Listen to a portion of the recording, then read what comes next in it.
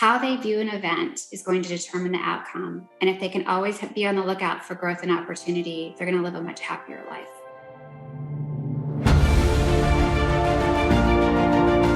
Hello and welcome to the Daily Helping with Dr. Richard Schuster. Food for the brain, knowledge from the experts, tools to win at life. I'm your host, Dr. Richard. Whoever you are, wherever you're from, and whatever you do, this is the show that is going to help you become the best version of yourself. Each episode, you will hear from some of the most amazing, talented, and successful people on the planet who followed their passions and strive to help others. Join our movement to get 1 million people each day to commit acts of kindness for others. Together, we're going to make the world a better place. Are you ready? Because it's time for your Daily Helping. Thanks for tuning into this episode of the Daily Helping Podcast. I'm your host, Dr. Richard, and I am really excited to share our guest with you today. Her story is powerful, and I can't wait for you to hear it because there's so many things that we're going to be able to take for it. Her name is Carrington Smith. She's the author of Blooming, Finding Gifts in the Shit of Life. Despite being born into a legacy of wealth, life was not so kind to her. And we're going to talk about what that story entailed, what her journey was, because today with a shift in mindset, she lives a life filled with joy, opportunity, and purpose. And she's going to show you guys how to do that. She has been everywhere. She's been in Forbes. She's been in Fast Company. She's been on some of the top podcasts. And now she's here to share her wisdom with you. Carrington, welcome to the Daily Helping. It is awesome to have you here with us today. Thank you so much, Dr. Richard. It is really a genuine honor to be here with you.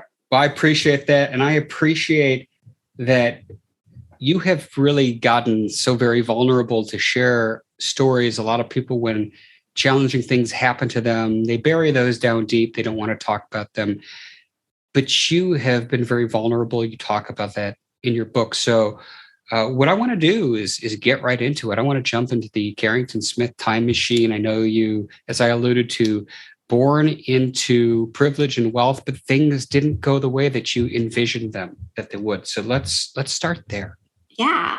So I do come from a really interesting family background, and that is that my great-great-grandfather founded International Paper Company. And because of that, I mean, my grandmother in particular lived this life of, it was like the Great Gatsby. I mean, they had these, homes on Long Island and in New York. My grandmother, she went to school in Switzerland, finishing school in Switzerland, had her debutante ball at the Ritz-Carlton in New York. It was really, quite a life that they lived. But what happened is somewhere along the line, that money was lost. And because of that, the one characteristic that stood out the most for me anyway, as a child in that family, was that my family was extremely resentful. And so there were a lot of really high expectations to try to continue to keep up with the lifestyle that my family had used to lead by going to the same types of schools, which means all Ivy League schools, still remaining members of all the very, very upper crust country clubs. Most of the people in my family were very athletic and played a lot of tennis and golf and things like that.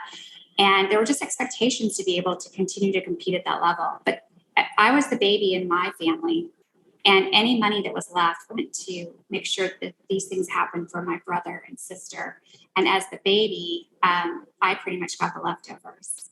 And to kind of help the listener understand how that worked. So my grandmother, my mother, and my sister all went to Miss Porter's School in Farmington, Connecticut, which is a private all-girls school that, the Rockefellers, DuPonts, Oprah Winfrey sent her niece there. It's a very, very elite boarding school, but I was not given the opportunity to go there. Instead, when my sister went to Miss Porter's, I was asked to go to public school. And to kind of draw the stark contrast, while my sister was hanging out with the private jet crowd, going to debutante balls, I was hanging out in a vacant lot drinking beer from the keg. So I mean, I was at a public high school in a very industrial seaside town in the Seattle area. So growing up like that, I mean, my sister and I are 18 months apart, but we couldn't have had more different opportunities given to us. And so, yeah, that's the beginning of that. But after, as part of that difference, my parents asked me, well, my brother was at Stanford and then my sister was at this point in time attending USC. My parents asked me to stay in state and go to Washington State University. We were, again, living in the Seattle area at the time. And so I was basically told if I was going to go to college, I had to go to this state school. And so I went to Washington State, and while I was there, I was raped. So that is the opening chapter in my book, is talking about the rape that occurred when I was at Washington State. And it wasn't just the horrific nature of what happened, but it was how my family and friends responded to it that really was the worst part of this. And that is, after I was raped, I confided in one of my sorority sisters what had happened. And because another girl had been gang raped the year before and decided to press charges, and then was later kicked out of her sorority and labeled a whore because she decided to press charges, my sorority sister cautioned me, you really need to be careful about saying something. It's likely it's going to blow back on you. And so I decided to keep it a secret. And I went home and I shared this with my mom, and her response was one of anger. She said, "I'm so disappointed in you. We had hoped that you would remain a virgin until you were married. And you must never speak of this, and you must never tell your father." So, as you know, dealing with trauma victims, the very worst thing you can do is to stuff something down. And so I did not speak about what had happened to me for 6 years. And it wasn't until I got to law school that I had a breakdown, and I sat down at my computer and I wrote the story of my rape. And I shared that with someone, and I received compassion in return for sharing that story. And that began my healing journey for that particular experience. It's so interesting. What you described is very common, that those that survivors of either domestic abuse or sexual assault who don't have that resource, don't have that compassionate person to help them, guide them through this, it sits under the surface until one day something totally unrelated, a stressor that otherwise wouldn't be that big of a deal, just triggers it, and it's like a mountain falling down. Yeah. And Yes. So when you experience that compassion that you didn't get from your mother, that you didn't get from your sorority sister, talk to us about how that flipped a switch for you, how that really sparked what I think is why you're doing what you're doing today. Yeah. So my mother had shamed me, right? She had shamed me. She said she was disappointed and that I couldn't speak of it. And so, I'll speak for myself, but having been raped, I was ashamed of what happened to me. I mean, you tend to sort of blame yourself, or there's a lot of self-criticism that goes into, evaluating that experience. But the compassion was my first experience in relation to that event, where somebody was kind, and I was able to maybe be a little more loving towards myself and realize that this wasn't my fault and that I deserved to actually heal. And so it was a very first step in a long process of getting better that involved years of therapy, self-help books, all kinds of things. But the real moment of total healing with regard to that event was when I stumbled across this book called The Gift of Fear by Gavin de Becker. And the book is about, he in the opening chapter of that book, he talks about a rape, and he goes through and he dissects how all the signals that this woman missed that led to her getting raped. But he does that to help people recognize these signals so that they, have those labels available to them to recognize behaviors and to avoid having these things happen to them.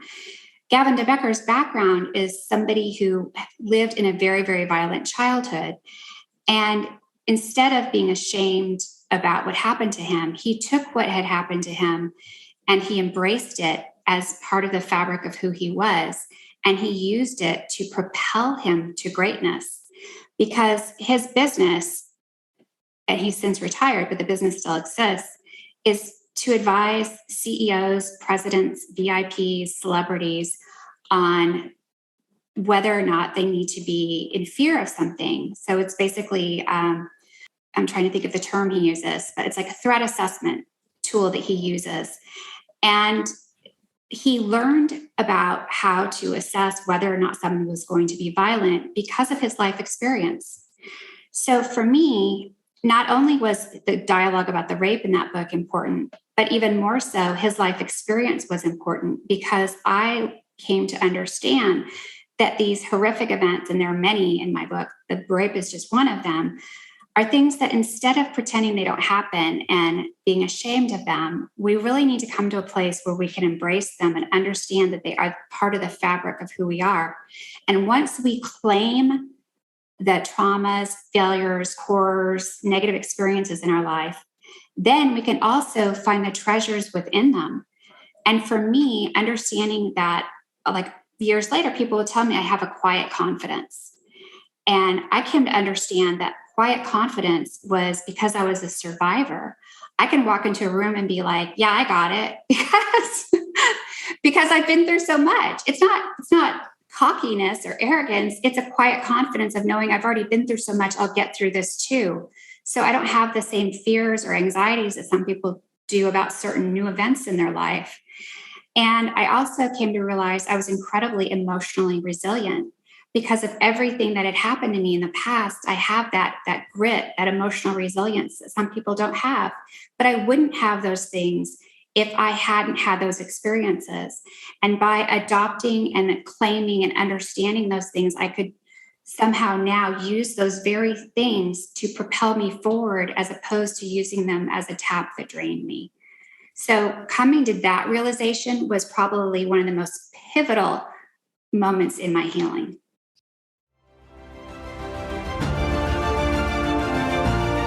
Hey guys, Dr. Richard here. For the past 7 years, I've been privileged to bring you incredible guests who are changing the world and can help you become the best version of yourself. I'm really excited to share with you a new quiz that I created based on my clinical training that will curate for you a custom list of my top episodes and actionable strategies to help you wherever you are on your journey. All you need to do is go to drrichardschuster.com to take it, and it's 100% free. You'll be taking the next step on the journey to unlocking the power of you, and I can't wait to see where you'll go.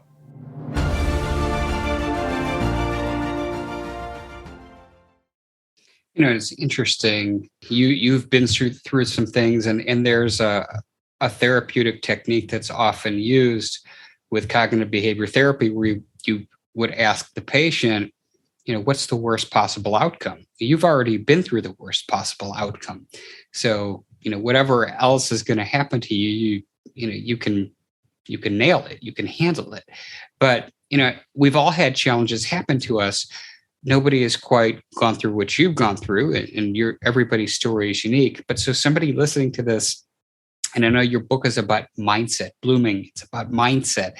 So talk to us about some of the steps that somebody would want to go through if they're hearing this, like, yeah, you know, I've had some stuff that happened to me too, Carrington, but how can I start to really grow and overcome that? Yeah. Well, first of all, let me go back and reference the subtitle of the book, which is Finding Gifts in the Shit of Life. And so I used that title. It was actually a very deliberate word choice, because shit is actually a double entendre. We refer to all the shit we've got going on. Oh, this shit happened to me. But shit is also fertilizer. And it is in the traumas, the failures, the difficulties of life that we find the nutrients we need to bloom into our greatness. And so the first step in getting better and healing and moving forward is to actually claim ownership as opposed to hiding the things, actually owning them. And then the other part that I think is so important, and in my journey, one of the worst parts of it was when people would minimize my feelings and tell me, oh, it wasn't that bad, about all my different experiences. It's so important to not only claim your experiences, but then to also go through the emotional journey that you need to, as far as grieving the loss, feeling, I like to say, for me anyway, I had to get to rage before I could get to forgiveness. So I had to feel that anger, work through it before I could heal and then forgive. But if you're constantly suppressing the anger, suppressing the rage, the grief, whatever it is, you're not going to ever get better. And so you have to allow yourself, give yourself permission. And I think for women, it's particularly important because we're told we can't get mad at anybody. That's something that's considered a negative. If we're mad, we're a bitch. But we're not. We have to feel and work through those emotions. And after I did that, then I was able to look at my experiences differently and begin to harvest the good things. And I'll give you an example of one of the things that happened to me later in life that kind of helped me, again, move from this negative space to the positive. But after my second divorce, I literally was on the floor of my closet, curled up in the fetal position, just sobbing, when one of my friends called me and said, Carrie, you may not want to hear this now, but with adversity comes opportunity. And I was like, I'm so upset, whatever. But her words stayed with me. And as they sank in and I started to think about them more, I came to realize that instead of focusing on all that I had lost in this divorce, if I could instead shift my mindset to all that I was gaining, and that is, I had a blank slate. I could do things the way I wanted. I didn't have anybody else telling me what to do anymore. I had basically the world was my oyster. I could change careers. I could do whatever I wanted. I didn't have a ball and chain anymore. So when I moved my mindset from what I had lost to what I had gained, it absolutely changed my life. And understanding that, I began, and I like to say mindset is a muscle, that after that experience, every time I came across an obstacle, I began to look for the opportunity in it. And it got to the point where now, the minute something happens, I'm immediately like, okay, what's the good in this? What am I going to find? What is the new opportunity or the growth opportunity, or what's the lesson I need to learn to move past this? I don't get into this is the worst thing that ever happened to me, and waiting in my misery. I immediately try to find the good in it. So I think that's excellent. And it's something that anybody can do today, because it's a very easy challenge to say to yourself, okay, today I'm only going to focus on what are positive outcomes. And so, mindset, I like that you said mindset is a muscle. So I'd like to talk more about that. Yeah. Well, so once I kind of learned and understood and grasped that saying, with adversity comes opportunity, I started, reading more, learning more, and started to really use that sort of mindset trick more often, to the point that I came to understand, one coach told me, nothing is either good nor bad. It's how you view it that makes it so. And I came to understand the story that we tell ourselves is absolutely pivotal to the outcome of our lives. And I'll give you an example. And that is, I went on a trip with a girlfriend to Las Vegas, and we had dinner reservations at the time it was called Olive's Restaurant. This was many years ago, on the patio of the Bellagio. And we were watching the Bellagio fountains. And just as our dinner ended, I stood up to leave the table, and a gust of wind hit the fountains just right. And one of the fountains came over me like a tidal wave. I was soaked from head to toe. There were literally like inches of water on the patio. My friend, of course, was dry because she was still under the umbrella over the table. So she looks at me with expectation, like, is our night ruined? Like, is she going to spend hours getting ready again? I mean, she just had like this look of frustration on her face. And I understood in that moment that I had a choice. And that choice was how to view what had just happened to me. I could say, this is going to ruin our evening. Or what I did do was I asked one of the waiters, I said, has this ever happened before? And he said, no. And I was like, oh my God, the odds of me getting hit. I got baptized by the holy water. I am going to win tonight. And took that positive outlook. It ended up being one of the best nights I've ever had in Vegas. Quickly dried off, was like, this is a great start to the evening. But it was that micro decision in that moment, how I was going to view that event, that determined the outcome of that day, that trip. And it's that once you understand that when these things happen, you can say to yourself, how am I going to choose to view this event? And that will determine the outcome. It's your choice. And there's power in that. There's power. What by saying it's your choice, you bring it from something that's happening to me. Yes. And you're shifting it to where it's something that I can respond to in whichever way that I feel I want to.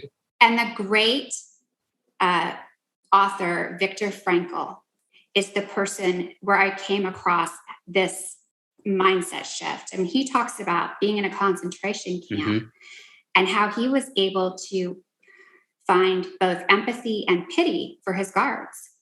And by changing how he viewed what was happening to him, I mean, he talks about they could take everything from me, but they could not take from me the story that I was telling myself about how I viewed these events.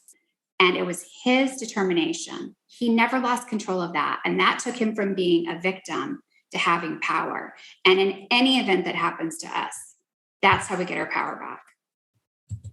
Yeah, I think that anybody who reads Man's Search for Meaning will come out of that with a very different perspective on the struggles of their daily life, for sure.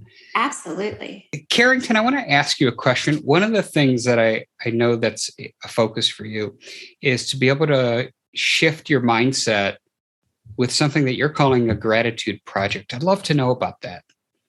Sure. So we created this gratitude project. Actually, it happened organically. What happened was one of my girlfriends was being really negative. And I got to the point where, I had a choice to make. I was like, am I going to stop hanging out with this person? Because she was Debbie Downer. Or am I going to try to figure out a way to help her shift her mindset? And so I thought about it. I prayed about it. I really noodled on it. And I went to her and I said, look, I have this great idea. Why don't we do what I'm going to call the gratitude challenge, where you and I hold each other accountable? And so I put myself in as part of this. I said, you and I hold each other accountable, and each of us has to come up with one thing that we're grateful for each day, and then do one act of service or kindness every day. And this was so incredibly powerful because, first of all, we kind of set the ground rules. And we came to realize, because we were both doing a lot of volunteering at the time, that we weren't giving ourselves, as again, a lot of women, we do a lot of stuff for other people and we never give ourselves credit. So as we took stock of that, I was like, okay, this day I volunteer with the Junior League and this day I volunteer at the food bank. I was like, oh, okay, well, I have my acts of kindness or service for those days. But then we also realized, because we made it a set goal for every day, that there were days when nothing happened. And literally we said, if it means holding a door open for someone or letting someone in front of you while you're driving, when you're at that grumpy mood, you're like, nope, this is my act of kindness for the day. I'm going to let that person in. Over 30 days, it absolutely transformed both of our lives. She went from Debbie Downer to so incredibly positive. She went from being so angry about her job to finding her dream job, which is what she does to this day. And it literally changed her life, the way that she talks to, deals with people, the positive influence and impact she's had. And for me, it was such a great honor to be able to share that story in my book and then to recreate what I actually come up with on our website. I have the gratitude challenge. It's a 30-day challenge, and I have 30 different days of gratitude prompts. Because one of the things we came to realize as we were doing our statements of gratitude back to each other is we were oftentimes saying the same thing. And I found that by actually doing these prompts where I make suggestions like, listen around you, and what do you hear? Birds chirping, dogs barking, babies crying. What are you grateful for? Suddenly, maybe you have an appreciation that you can hear your dog or your baby because you realize how precious they are to you. Or walk outside with your feet in the grass, look up at the trees in the sky. What are you grateful for? So it's creating that sense of wonder and understanding there's so much to be grateful for. And so there's 30 days of different prompts so that you're not just always saying, oh, my family, my kids, my health, that it kind of creates a sense of wonder about all there is in this world to be grateful for. I love this. As you know, one of the foundational pieces of the Daily Helping is we encourage everybody listening to this to go out and commit acts of kindness every day. So here is just more evidence. And you gave the story of your friend who was a negative person, and now it's transformed her life. So if you're listening to this, whether you're a longtime listener and you've been with us for years, or you're just hearing this now, gratitude's so powerful. There is no physiological way to be grateful and to be angry at the same time. Those two emotions can't occupy the same space. So, and again, Carrington has taught us today that we choose how we interpret the things that happen to us. So what an opportunity. So Carrington, I've loved our conversation today. As you know, I ask everybody who comes on this show one question, that is, what is your biggest helping? That one most important takeaway you want somebody to walk away with after hearing our conversation today? Well, that one's easy. And that is, with adversity comes opportunity. That little piece of sage advice has been such an important piece of wisdom that absolutely has transformed my life. And so if people can just walk away with that and know that how they view an event is going to determine the outcome. And if they can always be on the lookout for growth and opportunity, they're going to live a much happier life. Beautifully said. Carrington, tell us where people can find out more about you online and get their hands on your book. Yeah. So my personal website is carrington-smith.com. And all my social is at Carrington ATX, which stands for Austin, Texas. You can find my book, Blooming, Finding Gifts in the Shit of Life, on Amazon.com. And it's also available on Audible. Perfect. And we'll have links to everything Carrington Smith, the show notes at thedailyhelping.com. Well, Carrington, I loved our chat. I admire you for overcoming all of the adversity you've gone through and for sharing that with everybody so that their lives can be improved too. Thank you, Dr. Richard. Absolutely. And I also want to thank each and every one of you who took time out of your day to listen to our show. If you love what you heard, go give us a follow on Apple Podcasts and leave us a 5-star review, because that is what helps other people find the show. But like we talked about earlier, go out there today and do something nice for somebody else, even if you don't know who they are, and post it in your social media feeds using the hashtag #MyDailyHelping, because the happiest people are those that help others.